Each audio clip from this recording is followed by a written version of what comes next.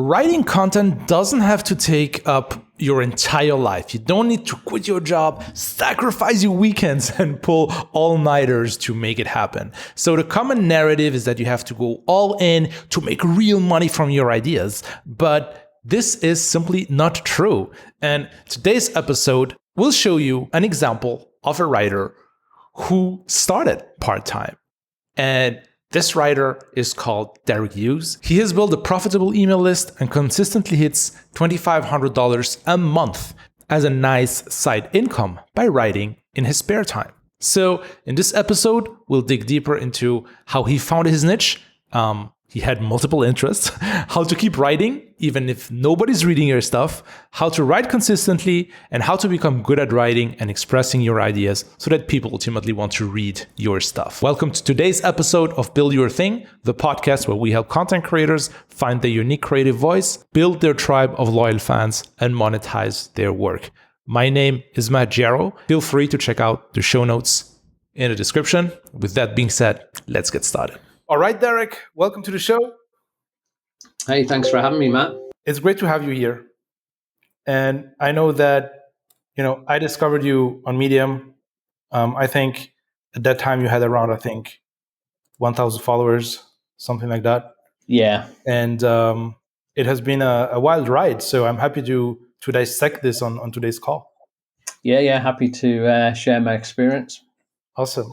Derek, first of all, for those who don't know you, can you quickly give us your backstory, some kind of type of background of where you're coming from and what you're currently up to?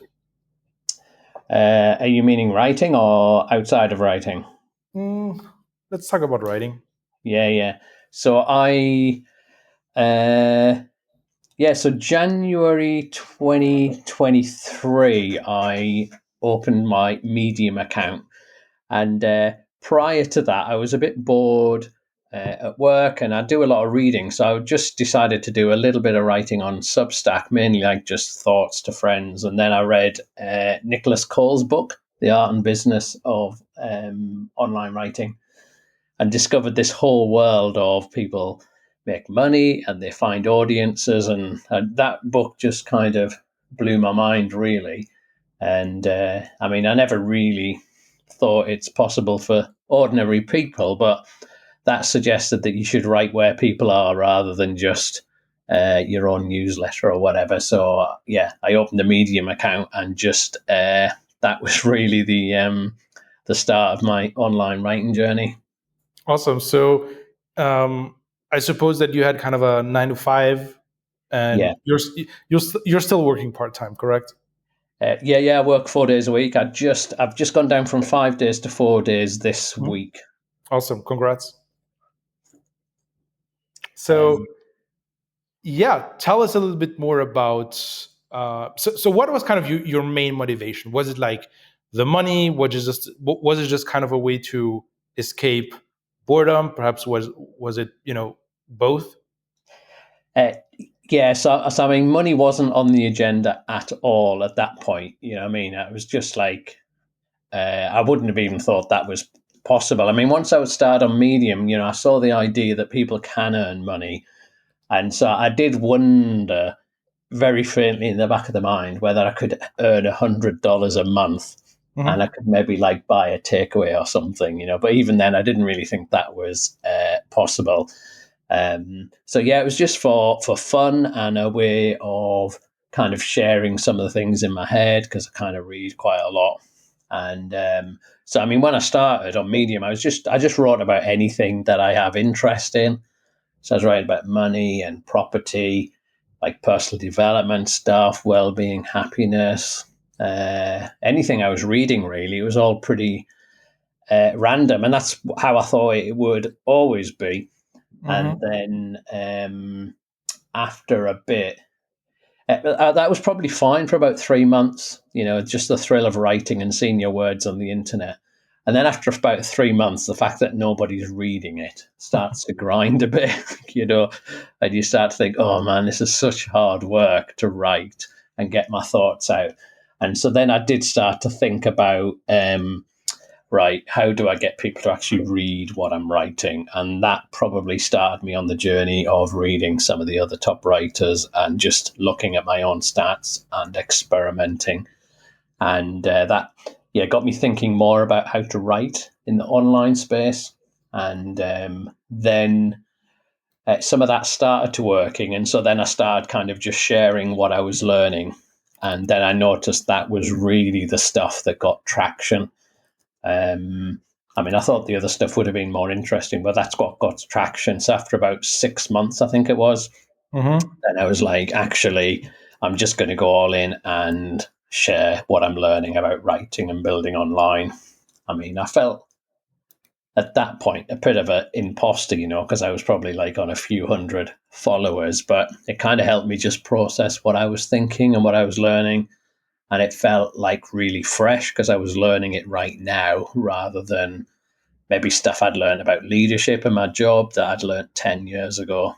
And I think that added a vibrancy and an innocency to what I was writing, because it was like, I'm learning this right now and I'm dead excited and I'm trying out this headline technique and this is what's working. And and I started to get a bit of a response from readers on the back of that. This is interesting because one of my question was like, hey, why did you just start writing about writing, right? Like, this is this kind of meta kind of thing, like I'm creating content about creating content, right? Yes. Or that kind of thing. So basically what you mentioned is that you just found that, like, you wrote about different things because like you have a lot of experience, like that Yeah. you've gathered over the years, right? You mentioned Yeah. leadership, investing in properties. I think I read somewhere that you have, I think, 3 or 5 properties, something like that, right? Yeah, I'm up to 5 just now. Yeah. Okay. And so basically you wrote about that, but didn't find any traction. Is this correct? Is that correct?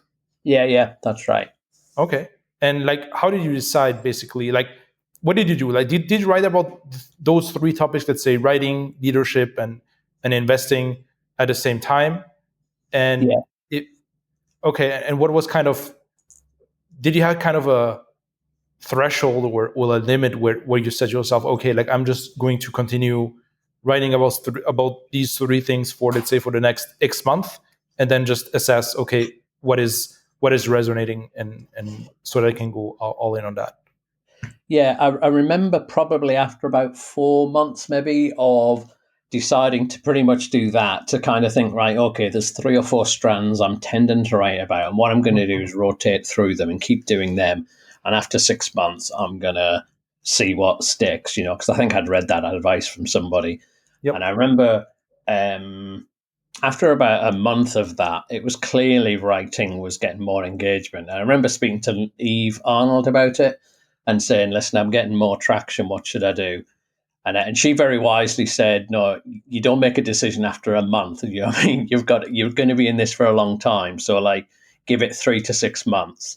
But I didn't have that much patience. So I ignored her advice and just think, you know what, I'm just going to focus on writing, because I think by that point I just didn't have the stomach to write about stuff that people didn't want to read. I knew I was going to like quit if I had to just write more stuff about presentation skills or leadership, which the learning felt really stale to me because I wasn't really doing that in my work anymore. So I was trying to like look at previous notes of stuff I'd done on training and that. And because it didn't feel very fresh, and because nobody was that interested, I just didn't have the heart, particularly as I was seeing more interest in my writing and stuff, And so I just thought, I knew I could you can change your mind. You do it for 3 months, and if it doesn't actually go anywhere, then you just do something else. But at that point, I just made the switch. And at that time, what was your publishing frequency? So I'd managed to get up to about, I think I was aiming for 4 Medium articles a week, but in reality, I was probably on 2 or 3. Uh-huh. Although that dropped after about 7 months. I had quite a lull because I was not really, I was doing better writing about writing, but it still wasn't getting very far. And then after 7 months, July 2023, my number of articles dropped to maybe 1 or 2 a week because I was just really starting to lose motivation again and was just struggling to churn out the words. But yeah, prior to that, it was probably 3 a week I was aiming for. And how did you find the time? Like, how did you organize yourself to? Was it like batching things at the same, like, batching? Was it, no, every day I'm just going to sit on my computer for an hour? Like, how do you approach it?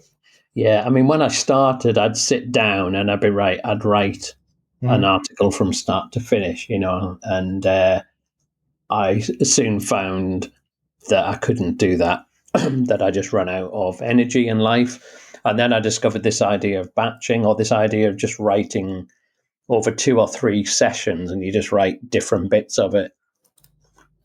And and that tended to make it easier. So I'd maybe work on something as a draft outline and maybe edit a different day. And that definitely speeded up my process. So I'd try and write when I first got up before I went to work.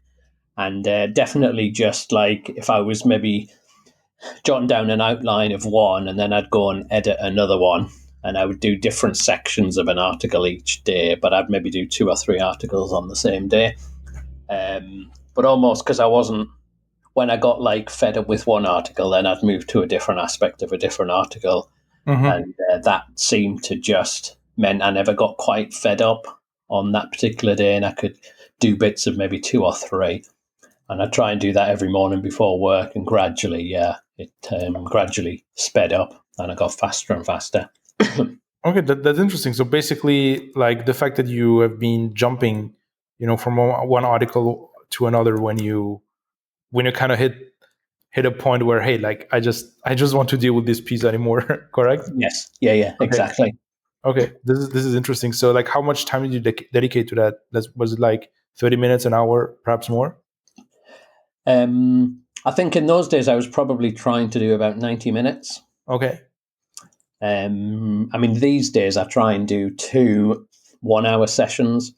But in those days, I would just, if I had like maybe 90 minutes to write, I would just try and do 90 minutes. But after about 20, 30 minutes on an article on a particular aspect, I'd maybe hit a wall or get bored or fed up. And then rather than pushing through and I'd get nowhere, then I'd jump to another article. Okay, that makes sense. And I would tend to bounce around like that. So basically, you try to actually squeeze your writing before your work, correct? Yeah, that's right. Okay, because like when you go back after work, it's like you don't have any bandwidth. That's certainly true for me. I mean, and I used to try and do it maybe later on, but I found out actually if I don't write first thing, actually I just don't get it done. Yep. There's too much resistance and stuff. So, I mean, in the early days, I was experimenting with different things and maybe try and do a big writing session on my day off. But I found even then there was only so much I could do before I conked out. So true. I ended up realizing actually it needed to be first thing in the morning. I could do maybe reading and stuff outside of that time, but the actual writing, I had quite a lot of resistance to it. So I needed to do it first thing when I had like most energy. Yeah, I mean, it's kind of a mental heavy task, right? It is. I mean, I don't think I realized how much at the time. I mean, I'm a bit more aware now that actually it just is very mentally draining. I mean, if you're talking about how much of a battery it takes out, it's like massive. And I think I appreciate that a bit more. So, for those people who like beat themselves up because they're working full time and they've got 2 kids and they're looking after their mother and stuff like that, and they've got like half an hour to spare at 11 o'clock at night and they're wondering why they're struggling to write, is because it's like a really high impact, high energy task. So for me, it has to be first thing. That makes perfect sense. So, like, there are so many people who come up with excuses, and I mean, we could all come up with excuses about, hey, I don't have the time, etc. Like, and basically just make it a priority. Yes, I understand it's not easy. I understand that it means perhaps going up earlier than than usual, but it's just like kind of a sacrifice that you have to do it, like if you're really serious about it. Yeah, and the challenge is you're making a sacrifice and you won't see the reward for a year. Yeah. You know, like even if you went to the gym and you don't see your perfect body for a year, at least after 2 weeks, you find you can do 20 press up rather than 10. You see some progress. But for writing, yeah, it can be that you're going to make that sacrifice. And at some point, you'll see the fruit, but you don't quite know when and you don't know at what pace. You know, you've just got to kind of do it by faith almost, you know. But I think you might as well be in or not, because otherwise, what's the the point? You know, I coach and help writers and I get lots of comments on my stuff, you know, and they might be like inconsistent and doing a bit here and there. And if you're doing it for fun and you're not really bothered about the results, that's absolutely fine. But if you want something to happen, it's either don't bother or just actually make the sacrifice and say I'm going to do this for a year and then see what happens. But like everyone can go to bed a bit earlier, can't they? Yep, absolutely. I totally agree with that. And some people sometimes they think that when you're saying this, like you're kind of being rude or you're not acknowledging that they have a lot of things going on. And um, I said, like, I certainly understand it 100%. But at one time, I have to ask yourself, okay, like what is my priority, right? Is it like am I really serious about it or not? Like I could either start dreaming about it, or I can just go to bed early or wake up a little bit earlier and just making this a reality. Yeah, and it might be that actually in this season of life you just can't do Yep. that. You know, Yep. if you're single parent or you've got two kids and you've got to get them to school and then you've got to work this, it might be that you just don't have capacity, and then Mm. it's got to be at a later date. You know, but if you can squeeze the time out, then I think you've just got to. If you want stuff to happen, you got to go for it because it's really, really tough and it takes a long time if you want to like build online. Mhm. So now I'm curious. So you started basically with the motivation of just sharing your thoughts. So Yeah. what did make you pushing through even with no readers? What is like kind of a challenge to yourself? No, hey, I just want to make this.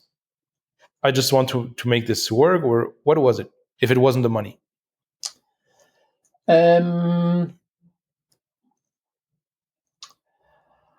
I think just the idea of, I mean, once you kind of quite enjoying the writing and you quite enjoy seeing your articles online, and like sometimes I'd create stuff even in the early days, and I think that's quite good, or that's quite an interesting thought. I think that's quite useful to people, and then you kind of yearn for people to see it or connect with it, and for it to kind of impact and help people, and so to have some sort of audience or to have some readers, that would have been that sort of motivation. Once I thought, actually, I do quite like this writing thing. I do like my thoughts that have been kind of summarized into this article, and it's kind of gone out into the ether or whatever.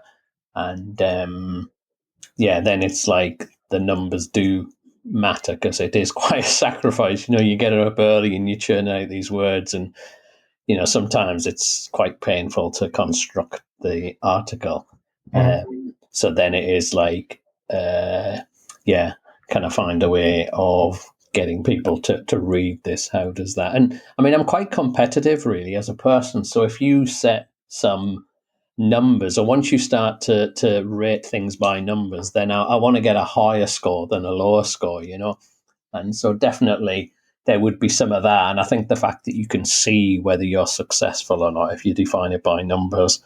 And yeah, I'm naturally want to do better.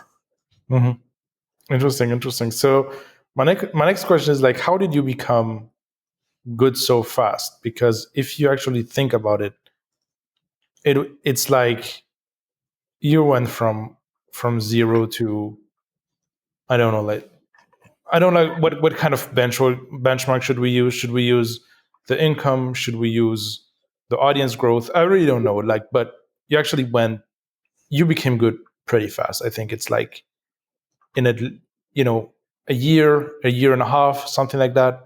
So, like, what's your secret? I have no idea. I mean, it's funny because even when I write now, I often use this phrase, and sometimes people challenge me about it. In my writing, I'll often say, if I can do this, anyone can.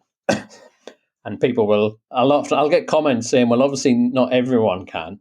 But I guess what I mean by that is I'm still like a little bit dumbfounded, and I'll sometimes speak to my wife about it, and we'll talk about the results of what's happening at the moment, and I'll be like, "I've no idea why." Probably 1,000 people a day read my words, and it's like, actually, I don't quite know how that has happened. I mean, one thing is that I'm a relentless improver, so I will. So over the last 18 months, I will be reading what the top writers do, and I will read lots of books about writing and marketing and audience growth, and I will pick things out from it, and there'll be post-it notes on my desk, and I will be taking those ideas and using them and trying them out in my writing, and be very relentless in that. So I'll always have maybe 2 or 3 things that I'm working on and I want to crack, and once I've feel that I'm all right at that, then I'll go to the next thing. I'll try and include that, and I'll try and apply that. And so I don't just like if I read something, I'll get an idea from it, and then I'll use that in my next article. So I'm very pragmatic. I do apply a lot of ideas and try them out, and do a lot of experimenting. And probably, if anything, that's what would have accelerated my growth. This is very, very interesting. I would like to dig a little bit deeper into that Yeah, because sure. this is something that I noticed even in one of your articles, where you actually mentioned that, hey, you have this kind of headline improvement process, and like I don't know like what exact type of personality you are, but I know that I'm not the kind of person who really likes to dissect every line, or just look at the numbers. It just seems boring to me. And I Yes. think like you have this kind of skill where, or perhaps it's kind of a passion or something that you enjoy doing, is like really trying to improve. So I would really like to know more about that. Um, yeah. So, like, if so I do like reading. So I do like learning, but I don't like theoretical learning. I Hmm. only like pragmatic learning. So if I'm reading something, I'm looking for the idea. I'm looking for the hack or the tidbit or the thing that I think, actually, I could do that. I need to do more of that. Um, so I remember, I don't know why I did it, but a few months, probably 6 months ago or something, I started an article with a metaphor. The first line of it was a metaphor, and I hadn't really done that before. I'm not very good at English at school and stuff, but it just came into my head, and I wrote it. And I think I'd said something like, when I started, my readers were as rare as a unicorn in the desert, and that just come into my head and wrote it. And quite a few readers commented on it and highlighted it. And I looked at it and I thought, that's like a metaphor. I could remember that from school. And so I thought, people like it when I use metaphors. And so then I went and bought a book about metaphors, because I didn't really know about them, or how you write them, or how you create them. And that would have spent me probably a month thinking and reading about metaphors and thinking, how do I think of more metaphors and how do I do that? And I would have had a few articles after that that all began with a metaphor, just as a test of how people responded. And I would have bought a couple of books, read it, and worked out how to do it, and ended up crafting my own kind of cheat sheet around it. So for a few weeks, I would have been thinking, right, this is something I want to get better at, and I would just focus on it. Yeah.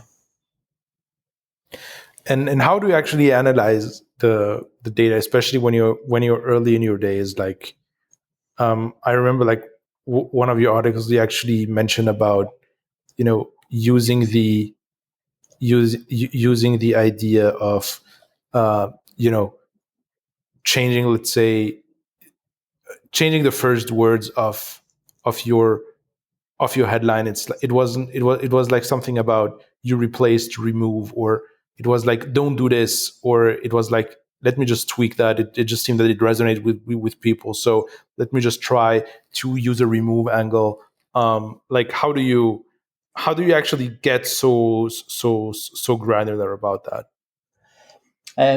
Yeah, so I think I'd written an article which was remove these 7 things or something from your writing to make it um just a second, because I was able to retrieve that article. It was like you started with you it was like, first of all, you discovered an article titled remove these 9 things to improve your life, and yeah. then you tried it again, delete 9 things to create a stunning article, and then again remove these 7 things to make your writing breathtaking, and then delete these 9 things to create a gorgeous piece of content, etc., etc. Like, so how do you get so granular and say that, oh, no, like what I think, here is why I think this work. It's because me removing things is interesting to people.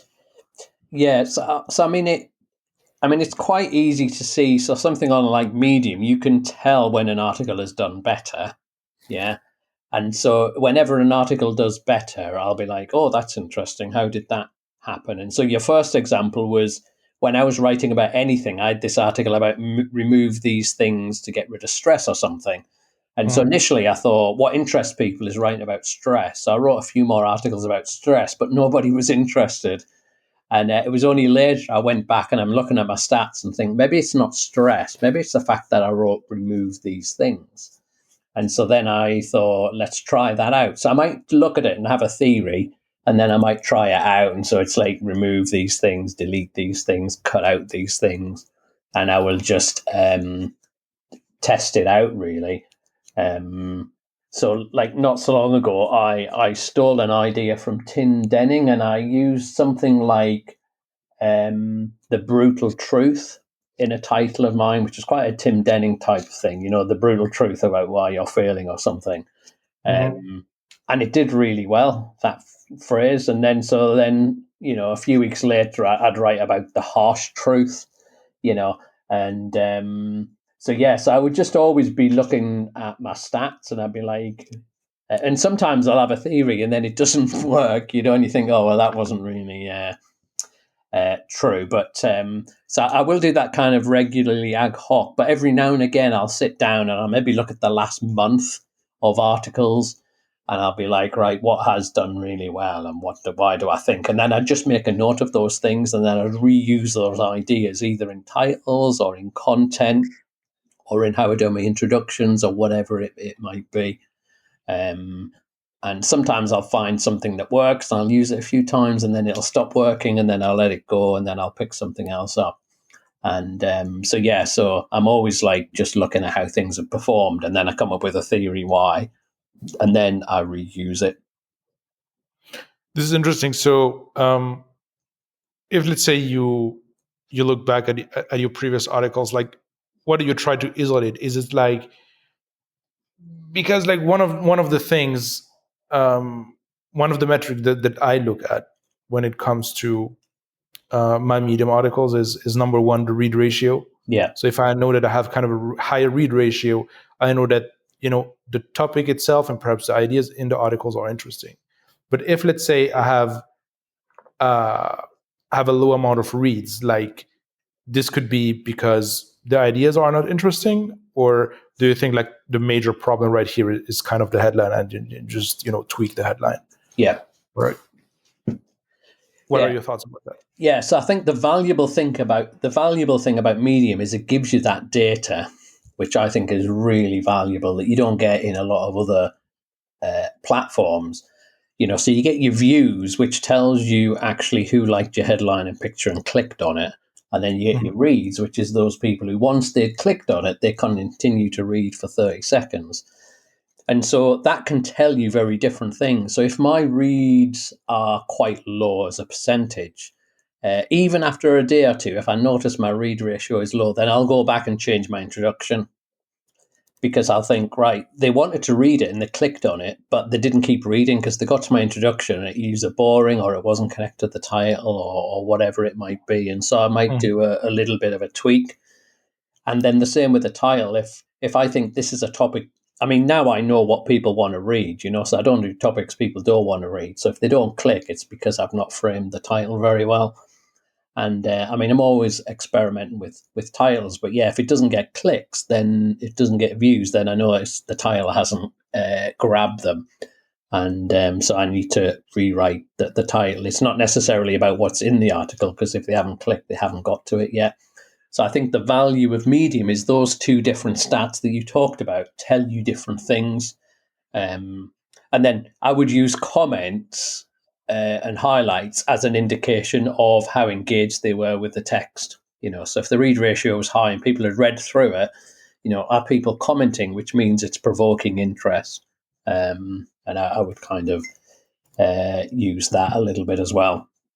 Okay, that's very interesting. So how do you so what does your process look like right now? Is like you already have, you're only writing about the same topics but from different angles, because you already isolated this is what works, just write more about that, or what does your strategy kind of look like? Yeah, so I know some things that people want to read about, and so I always find a way to write about those topics. But then also I'm always learning new stuff myself, so the metaphor thing, a few months ago I was learning about metaphor, so then I would write about that. I've done a lot of thinking and reading about like deep work, and I read Hyperfocus book, which was about deep work, but also the value of when your mind's just wandering. And so I would have wrote that thinking on how I improve, then I would write an article about it. I've just started on Substack, and so I recently wrote an article about Substack. So I'm always growing myself. So anything I learn, I will turn that into an article. So I will do the stuff that I know people want to do, but then I will also, as I'm growing and learning myself, I will write about whatever I've picked up. So that stops my writing get stale for readers, and it also just helps me process what I'm thinking about. Because in the early days, I was just writing, and then I learned how to do a lead magnet, and then I'd learn how to do a newsletter, then I'd learn how to create products. And so as each of those skills developed, then I would kind of write about them. And I think this is like the inspiring thing about that, right? So you had as you mentioned earlier, it's like you had this kind of vibrancy and innocence in your writing, right? It's like, hey, I'm discovering this. Let me just document my process. It helped me also process the information, and so on and so forth. Yeah. Interesting. So how did you actually start monetize your writing? Obviously, you have the Medium Partner Program turned on, yeah. Yeah. So gradually, my Medium income went up. So that was a main source of income, and then I've accidentally stumbled into a few things. So somebody asked me to ghostwrite last year. A property magazine asked me to do an article for them last year. So again, I would just write about those things that I'd made some money accidentally. And I got asked to do a bit of coaching by people. So most of it has been quite accidental, as I've just been stumbling along. Probably the strategic thing I did this year, partly inspired by you, I think, Matt, in your Medium stuff, is started creating products. So that would have been more deliberate. I think my money earning before that was more accidental, and people would just come to me and I'd just be like feeling a fake, but do it anyway. And but I think the ghostwriting, I did that and I was like, actually, I don't think I really like this. I think I would prefer to create my own stuff and turn my stuff I'm learning into products. So February, so I'd already created a free product as a lead magnet last year, and that had went pretty well. And then, February, I created my first product, and I've done 3 this year, I think it is. So yeah, that's been a lot of fun, actually. That's very interesting. So, so what happened? Like you read my stuff about product creation, or like I think at one point you were on my list. So what exactly was this kind of aha moment that, hey, let's just try to monetize this with my own products? So I think the fact that I was getting a lot of traction on my free course. I mean, obviously that's free, isn't it? But people are still paying with their time and their email address, and I was wondering whether people would pay. And then I think I read your like strategy that just really made it really clear to me that you attract an audience, then you build your list, and then you create products or services to sell. And by that point, my list, I had an email list which was slowly growing. And I think I've always been impatient in my journey, as my conversation with Eve Arnold said earlier on. And I probably created a product kind of too early, but I was just like, oh, I can't be bothered to wait. I'm just going to create something, and will anybody pay for it? I wasn't really sure. So I was just like, let's just create something, and it'd be really fun to see if anybody would buy it. And I had a list of, I don't know, maybe 800, 1,000 subscribers at that point. And I just thought it'd be fun to create something and try and sell it and see if anyone's interested. And just quite like the challenge of that. When you asked earlier, what's the motivation? I just saw that as a challenge. I mean, I was working full time, so I didn't need the money per se.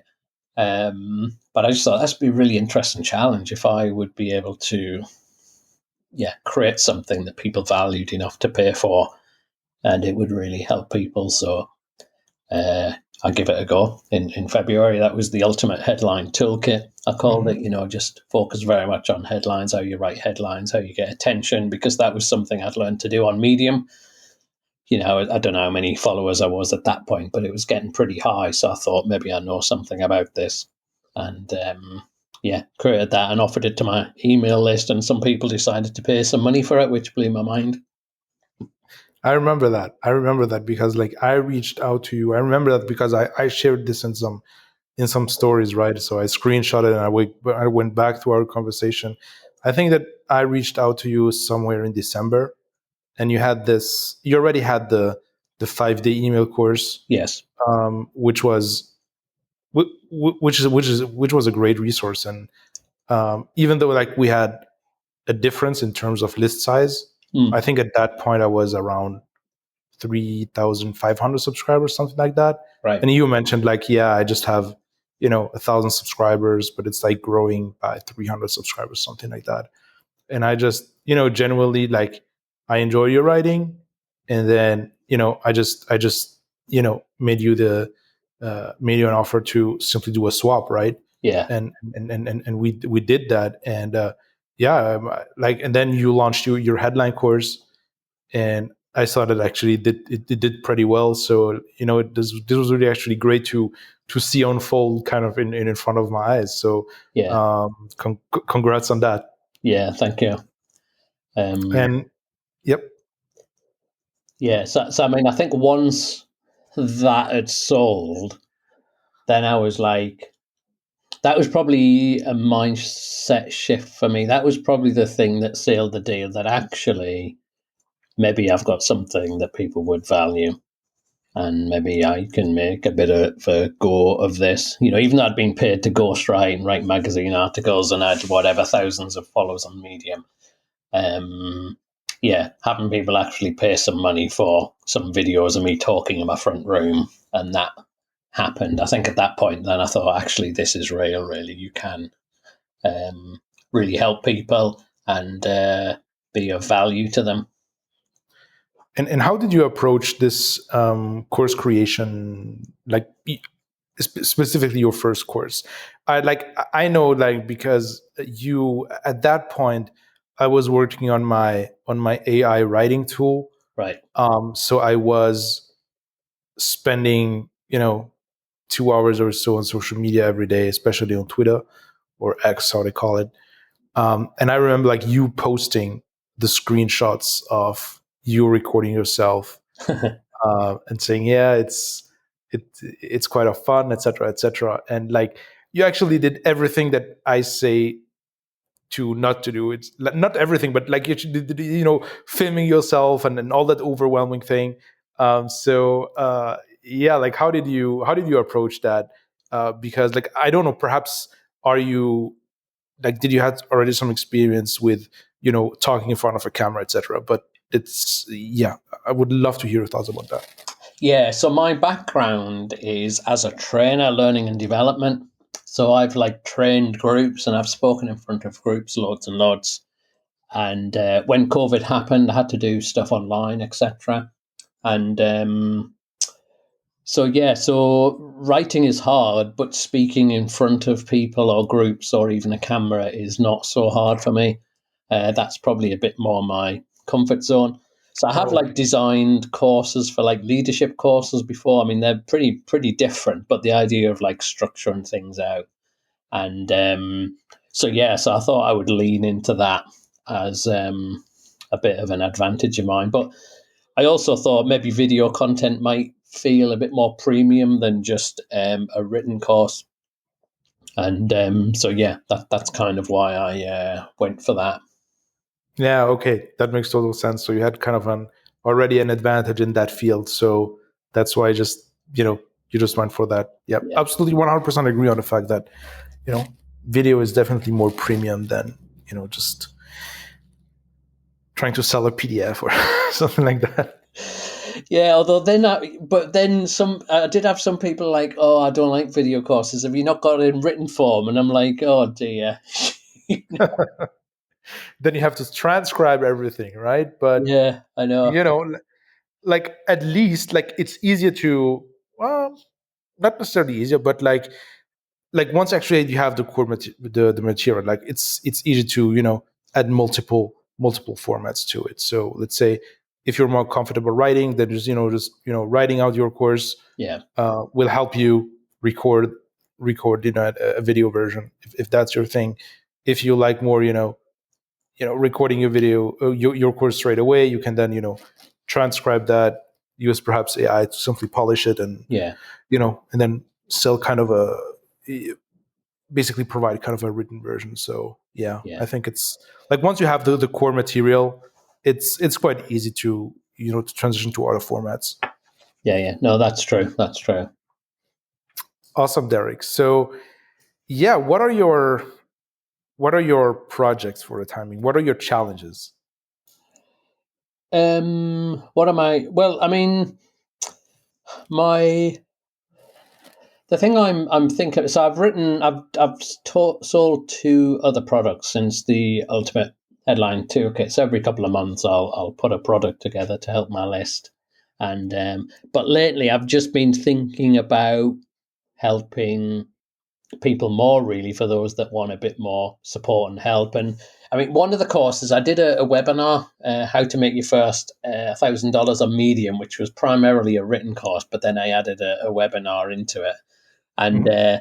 and had interaction with some of the people on my list from that. And then on the back of that, I thought, actually, I think I might move to setting up a little writers club where I do monthly workshops, like Zoom calls with people, basically, and just to freshen up really what I'm doing, because when you're just publishing every day on Medium, and I just thought meeting face to face with people, whether that's 10, 20, 30, whatever, teaching them stuff, listen to their questions, bouncing off a bit more interaction. And Mhm. so that's something I'm just kind of working on at the moment. And I mean, I am at the point where I'm thinking, I don't know if anyone will want that, because if they're paying monthly, it's a bit more expensive than a one off done for yourself course. But I was just like, well, I'm going to set that up and see if anybody wants to jump on. And so that'll be a monthly fee. And then I'll just see if that grows or if that doesn't grow, but it doesn't matter either way, really. There's no cost to some of this stuff. Do you know what I mean? Like if you create a course or if you offer a workshop, it's not like you've got to buy all the stock, is it, in a manufacturing context? So that's the thing I'm looking at the moment.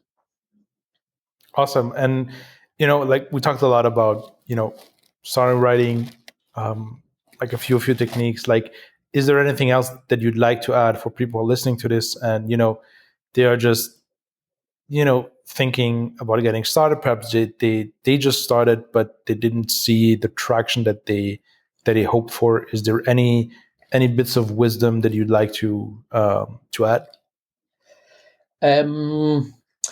So I think there's a whole thing around consistency, isn't there? Yep. And we've touched on this a bit already, that you do need to be consistent if you're going to get anywhere.